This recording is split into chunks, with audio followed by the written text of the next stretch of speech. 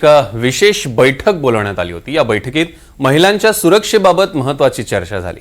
या बैठकीला विधान परिषदेच्या उपसभापती नीलम गोऱ्हे, महिला आयोगाच्या अध्यक्षा रुपाली चाकणकर आणि राजकीय सामाजिक क्षेत्रातील महिला प्रतिनिधींची उपस्थिती होती। महिला अत्याचाराविरोधात एकत्रित प्रयत्न करणं आवश्यक असल्याचं नीलम गोऱ्हे म्हणाल्या।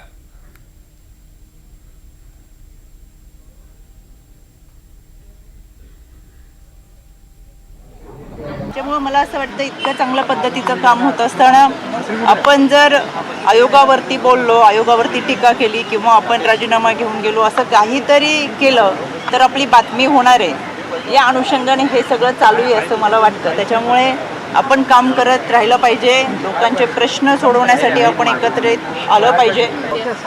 दररोजच्या राजीनाम्याची कारणं दररोज सूर्य उगवला की वेगवेगळे येतात, सूर्य मावळलं की कारण मावळत आहे।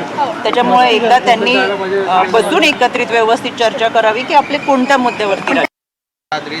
अरे बाबा, मी काय म्हटलं, आमच्या सगळ्यांच्या 7 कुळांचा उद्धार रोज होतो।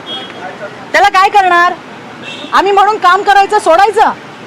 जे आम्हाला बोलतायत आमच्या वैयक्तिक आमच्या कॅरेक्टरवर बोललं जातं, आमच्या परिवारावर बोललं जातं, काय नाही बोललं जात हो, काय नाही बोललं जात।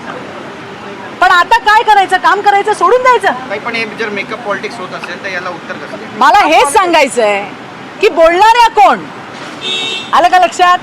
आणि मला असं म्हणायचंय, ज्या वेळेला मी एका व्यक्तीच्या, एका मुलीच्या कपड्यांवरती प्रश्न उठवलेला आठवतं का तुम्हाला? की कपडे कसे घालते, बरोबर? त्याच्यावर याच होत्या बोंब मारणाऱ्या, व्यक्ती स्वातंत्र्य, काय घालायचं तिचं ती ठरवेल।